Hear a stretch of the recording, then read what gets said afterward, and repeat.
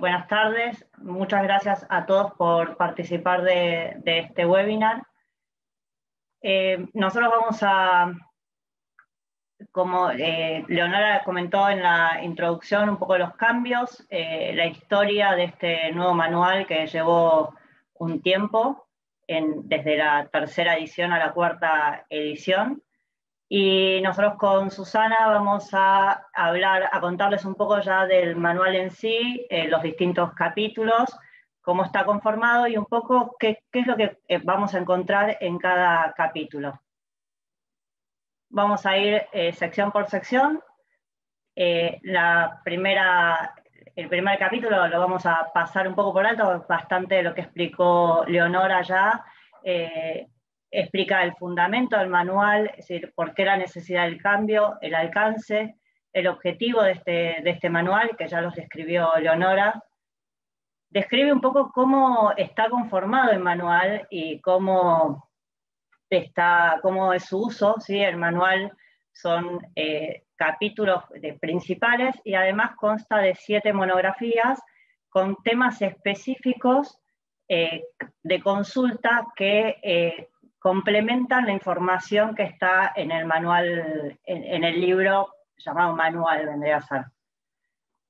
Principalmente el foco está en la bioseguridad para la protección de los operadores y la comunidad ante exposiciones no intencionales o un escape de agentes biológicos. Esto es importante porque si bien toca algunos puntos de lo que sería la parte de biocustodia, el foco principal es el riesgo biológico y la parte de bioseguridad. Tampoco contempla otros riesgos que sí los contemplaba la versión anterior del manual, como lo que son los riesgos químicos, los riesgos eléctricos, bueno, y distintos tipos de riesgos que ya mencionó Leonora en la introducción.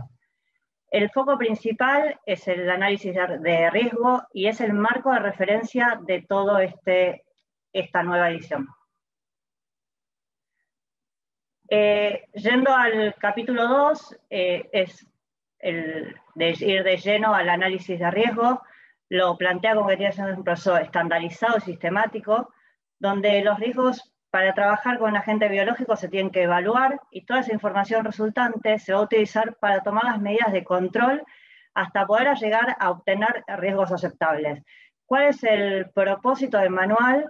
Es que se analice actividad por actividad haciendo un análisis de riesgo, no algo general, como decía Leonora, de si yo trabajo con un patógeno que pertenece a un grupo de riesgo determinado, entonces me corresponde un nivel de riesgo, un nivel de bioseguridad tal, y no estoy teniendo en cuenta los volúmenes con los que estoy trabajando, o el tipo de trabajo, o si trabajo con animales, o si voy a hacer un cultivo o no. Un poco lo que busca esta nueva versión es que la persona realmente analice todos los puntos relacionados a su trabajo, qué trabajo va a hacer y en qué instalaciones, con qué personal, con qué equipamiento. El análisis de riesgo está basado como en su mayoría por la probabilidad de ocurrencia de un evento y sus consecuencias. Lo que plantea el manual en lo que van a encontrar dentro de este capítulo es una guía de cómo hacer el análisis de riesgo o de qué consideraciones hay que tener para hacer un análisis de riesgo. Plantea estas etapas de recopilación de información, después evaluar el riesgo, de hacer una estrategia de control de riesgo, seleccionar las medidas y después, por último, hacer una revisión de la efectividad de esas medidas. En lo que es, en cuanto a la recopilación de información, el manual, muchas cosas ustedes las pueden encontrar en el manual. Lo que plantea es principalmente guías y puntos, da un puntillazo de temas que hay que tener en cuenta cuando nosotros vamos a recopilar la información para poder hacer ese manual ese análisis de riesgo. Principalmente, obviamente, tenemos que saber con qué tipo de patógeno estamos trabajando, con qué microorganismo estamos trabajando. Si es conocido, hay mucha información que se puede buscar en bibliografía. tener en cuenta qué procesos se van a realizar, si se va a realizar un cultivo, si se va a hacer un ensayo de diagnóstico, si voy a trabajar con animales o no. Es decir, en sí, todos los pasos de la tarea que voy a realizar. También tengo que evaluar qué competencia tienen los operadores que van a estar manipulando ese microorganismo. Las concentraciones, bueno, como dijimos antes, las características de ese microorganismo. Y también, qué medidas, si cuento con medidas de profilaxis o tratamientos en caso de tener un accidente. Después, puntos que son importantes, el huésped, si es una enfermedad zoonótica o no, y también otro punto que es importante, si es una enfermedad endémica o no. ¿Por qué? Porque esto va a afectar mucho en lo que sea el riesgo. El riesgo aumenta a medida que, si yo trabajo, por ejemplo, con un microorganismo que no existe en la población, es decir, que está radicado en la población, no es lo mismo que si yo trabajo con un microorganismo y es una enfermedad que es endémica, el riesgo, por supuesto, es mucho menor porque ya la población también lo tiene. Y otro punto que considera que es importante y hay que tenerlo en cuenta es ante un trabajo con un patógeno nuevo o desconocido, es qué nivel de riesgo vamos a tener ahí. También en este caso... Pero también hay que pensar que vos venís de otra escuela. Ya vos estás todo el tiempo con el tema riesgos. ¿Perdón?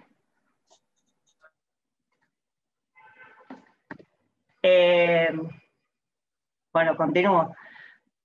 Ante los patógenos nuevos, lo que Manuel plantea es ir a una monografía específica que es preparación ante brotes. Como segunda instancia, una vez que nosotros recopilamos toda la información, lo que plantea el manual, hacer la evaluación de ese riesgo, ¿sí?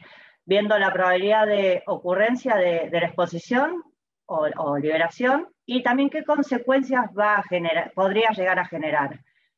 ¿Qué contribución va a tener esa probabilidad o consecuencia al riesgo inicial? También hay que ver. Y también hay que tomar una decisión en cuanto a si se aceptan o no esos riesgos. ¿Sí? Uno puede, el análisis de riesgo, cada laboratorio tiene que hacer su propio análisis de riesgo, no es algo estándar que el resultado que dé en un laboratorio va a ser igual al de otro laboratorio. Y también cada uno tiene que tomar la decisión sobre si acepta o no los riesgos. Es decir, siempre hablamos de un riesgo aceptable o un riesgo residual. Hay que tener en cuenta que los riesgos, nunca el riesgo es cero, siempre hay un riesgo que uno tiene que aceptar al trabajar con ese microorganismo. Es importante que toda decisión, si se acepta trabajar con ese riesgo o si se toman medidas para mitigarlo, para bajarlo, tiene que estar justificado y muy bien documentado. El manual también va a ofrecer una guía sobre qué factores hay que considerar que pueden llegar a afectar la probabilidad, ¿sí? Como por ejemplo, qué tareas van a hacer. Las tareas que generan aerosoles tienen un riesgo mayor que aquellas que no lo generan. La utilización de elementos cortopunzantes es importante en caso que yo trabaje con un microorganismo que se transmite por contacto. La competencia del personal, por ejemplo, la estabilidad que va a tener ese microorganismo. Por ejemplo, fue muy discutido el tema del coronavirus, cuánto tiempo podía vivir no sé, en una caja de supermercado, en una mesada. Eso también es un punto que hay que tenerlo en cuenta. Y las características y las condiciones de las instalaciones en las que yo voy a trabajar. No es lo mismo una instalación moderna que fue construida hace 2 años que una instalación que fue construida hace 30 años. Obviamente también ahí hay que tener en cuenta el historial de los problemas de la instalación, el mantenimiento que se le hace, si se hace un mantenimiento periódico, es decir, en general toda la vida de esa instalación. Por otro lado, también da factores que pueden afectar la consecuencia para ayudar a hacer el análisis de riesgo, como dosis infectiva, la severidad, mortalidad, medidas de profilaxis, tratamiento y si la enfermedad es endémica o no. Hay 2 puntos que lo toma el manual como de alto riesgo, que son aquellos trabajos que se hacen a gran escala o en volúmenes muy grandes, y también es todo lo que sea con el trabajo con microorganismos que se transmiten por vía aérea. Ahí, una vez que nosotros verificamos la probabilidad y las consecuencias, lo que vamos a tener es una evaluación de un riesgo inicial. Con ese riesgo inicial nosotros podemos plantear de aceptarlo, ¿sí? O de tomar medidas y armar toda una estrategia de control de ese riesgo. Los puntos que el manual plantea para reducir el riesgo es o eliminar el peligro, sustituirlo, aislarlo, dar medios de protección al personal y medio ambiente, y también el cumplimiento de medidas administrativas, que son toda la parte de procedimientos. El manual hace mucho hincapié a todo lo que son las medidas de los procedimientos, lo que se llaman medidas administrativas, a prácticas de trabajo, buenas prácticas microbiológicas, a todo lo que es el entrenamiento del personal. Un poco lo que comentaba Leonora, hace más foco en todo lo que es el trabajo de los operadores, el comportamiento dentro del laboratorio, más que en lo que es la parte edilicia, que por ahí otros manuales hacen mucho más hincapié en todo lo que es la parte de infraestructura. Una vez que diseñé la estrategia, lo que plantea el manual es que hay que elegir las mejores medidas de control para poder bajar ese riesgo. Eso nos va a llevar, y el manual agrupa las medidas de control en lo que son medidas base, lo que le llama core requirements, principalmente para todo lo que nos va a dar un nivel de riesgo bajo, ¿sí? Siempre estamos hablando de un nivel de riesgo inicial. Para todo lo que sea moderado, plantea unas medidas de control reforzadas, podríamos decir, heightened control measures, le dicen ellos, y para todo lo que son microorganismos que nos van a dar, cuyo trabajo nos va a dar un nivel de riesgo alto, se plantean ya las medidas de máxima contención. Por último, una vez que se implementan una vez que las medidas están implementadas, uno no, más allá de tener el análisis de riesgo justificado, documentado, y aceptar ese riesgo residual para poder trabajar con ese microorganismo, es un documento vivo el análisis de riesgo, no es algo que uno lo hace y queda estático en el tiempo, sino que requiere de actualizaciones periódicas, porque cualquier cambio que yo vaya a hacer implica que haga todo, que tenga que hacer un análisis de riesgo de vuelta, o tenga que reevaluar algunos puntos para ver si ese cambio que surgió en la instalación, en un equipo, una nueva tecnología, una nueva técnica, si eso me modifica algo mi nivel de riesgo o no.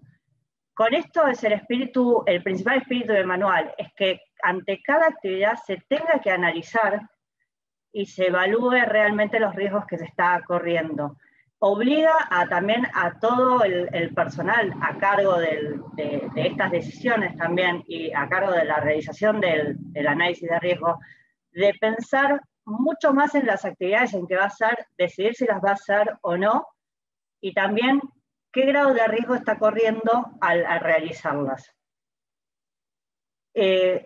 Periódicamente, la idea también es que se hagan auditorías o inspecciones, revisiones, es decir, cada método que tenga cada laboratorio, para poder evaluar que las medidas planteadas, las medidas definidas, siguen desarrollándose en la forma en que fueron estipuladas y en la forma en que fueron diseñadas. Es muy importante algunos puntos que aclara el manual que no está teniendo en consideración. El manual no considera lo que son patógenos animales, ¿sí? Para eso, de hecho, el manual lo menciona en varias etapas, que eso se rige por las guías de la OIE. Por otro punto, también, por más que nosotros hagamos el mejor análisis de riesgo, siempre que haya una regulación local, lo primero que hay que cumplir es la regulación local. El análisis de riesgo nunca está, puede ser un complemento, pero no está por encima de la regulación.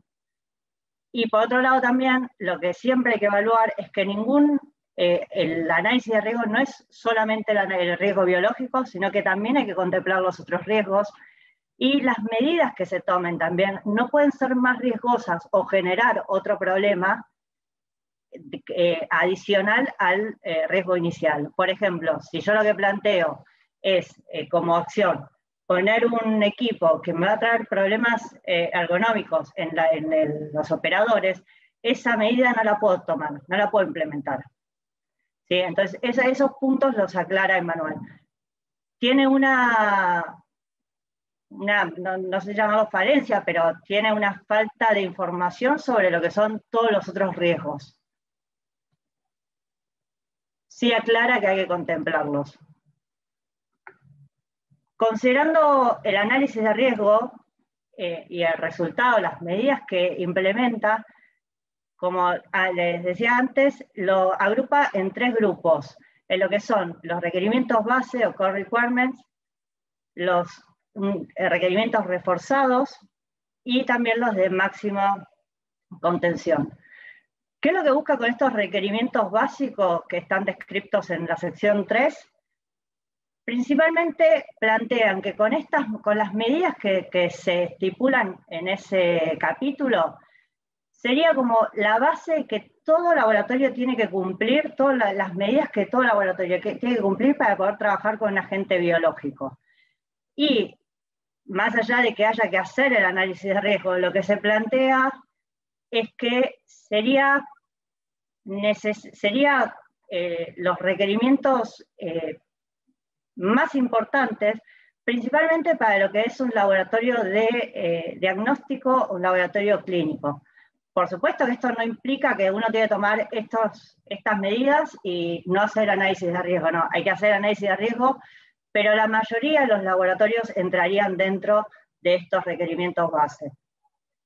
Hace mucho foco en lo que son las buenas prácticas y los procedimientos microbiológicos, que le llaman GMPP por la traducción en inglés, donde son procedimientos, detalla procedimientos que involucran el comportamiento, las buenas prácticas de trabajo y procedimientos técnicos. Acá, por ejemplo, es donde se plantea que la persona no puede comer en el laboratorio, cómo se va a manejar en el laboratorio, cómo va a pipetear, cómo va a homogeneizar una solución, cómo va a hacer las distintas tareas y además también cómo va a comportarse adentro del laboratorio. Qué cosas puede hacer y qué cosas no, qué cosas debería y qué cosas no. Antes estas medidas estaban, en la versión anterior, estaban descritas entre cada uno de los niveles de bioseguridad, los requerimientos para cada nivel de bioseguridad. Hace foco en lo que es el entrenamiento y la capacitación del personal, lo mismo que a lo largo de todo el manual hace mucho foco en el personal y en la importancia de inculcarle al personal el riesgo que está corriendo al hacer esa actividad. El diseño de las instalaciones es un diseño básico, no tiene muchas exigencias más allá de las normales que conocemos, no sé, que las mesadas sean de fácil descontaminación, de fácil limpieza, por ejemplo. Hace hincapié sobre la recepción y almacenamiento de muestras, un poco como qué medidas hay que tomar. Sobre la descontaminación y gestión de residuos, plantea, por ejemplo, acá la segregación de residuos y que considerar que si hay residuos que no están contaminados, no haría falta un tratamiento, ¿sí? Obviamente sí, para todo lo que está contaminado, plantea los posibles tratamientos. Igual también hay una monografía específica para el tema de lo que es gestión de residuos. Sobre los elementos de protección personal, plantea los básicos, ¿sí? Guardapolvo, los que conocemos todos, guardapolvo, guantes, cubrecalzado, no mucho más. Sí plantea como una posibilidad, sí el análisis de riesgo lo requiere, lo que es protección respiratoria. Los equipos del laboratorio hacen poco más que nada lo que es mantenimiento, qué es lo que se requiere de la parte de gestión de los equipos. La respuesta ante emergencia e incidentes principalmente plantea el aprender de los accidentes que pueden haber surgido anteriormente, las acciones correctivas y utilizar eso para poder capacitar al personal y evitar que vuelva a pasar ese accidente, ¿no? Y también plantea el tema de salud ocupacional y el seguimiento que hay que hacer sobre el personal. Sí hay un cambio, yendo ya a las medidas de contención reforzada, donde plantea los mismos puntos, es decir, a lo que adicionalmente estaba en la sección 3, en la sección 4, le agrega un par de condiciones más. Ya habla, obviamente, considera que las prácticas, las GMPP, uno ya las trae incorporadas, porque son las medidas base más medidas adicionales. Y acá sí hace mucho hincapié en todo lo que sea procedimentar las actividades al detalle, de cómo voy a hacer esa técnica, qué es lo que voy a hacer, y todas las consideraciones que tengo que tener. Sigue haciendo foco en el entrenamiento y la capacitación del personal, y acá sí pone más énfasis en todo lo que es el diseño de instalaciones, en todo lo que sea residuos, en todo lo que es la segregación del laboratorio, el acceso, se empieza a poner medidas más restrictivas hacia el laboratorio y también empieza a plantear el tema de la extracción de aire, cómo van a hacerlo, si bien no especifica, como por ahí antes sí especificaba el manual de la edición anterior, donde decía que para un nivel 3 había que tener sistema de aire de extracción, etcétera, explicaba, hasta en algunos casos daba el detalle de los filtros que debían utilizarse. En este caso, si bien habla de en dónde hay que poner el foco, que es en la extracción, no plantea de qué forma resolverlo. Eso va a pasar más por cada laboratorio, en cierta forma. La descontaminación y gestión de residuos sí hace mucho más foco que en los requerimientos base. Los elementos de protección personal habla extensamente en lo que es la protección respiratoria. Y en lo que es equipos de laboratorio, sí plantea utilizar equipos de contención primaria. Cabinas, o por ejemplo, adicionar algunos sistemas, como lo que pueden ser los buckets bioseguros para las centrífugas, para todo lo que sean procesos de centrifugación. También tiene un capítulo de respuesta ante emergencia o incidentes, donde acá sí ya plantea el ver qué tratamiento le van a dar al operador ante un accidente y el seguimiento de la salud ocupacional. Bueno, vamos a hacer la segunda parte del manual a cargo de Susana.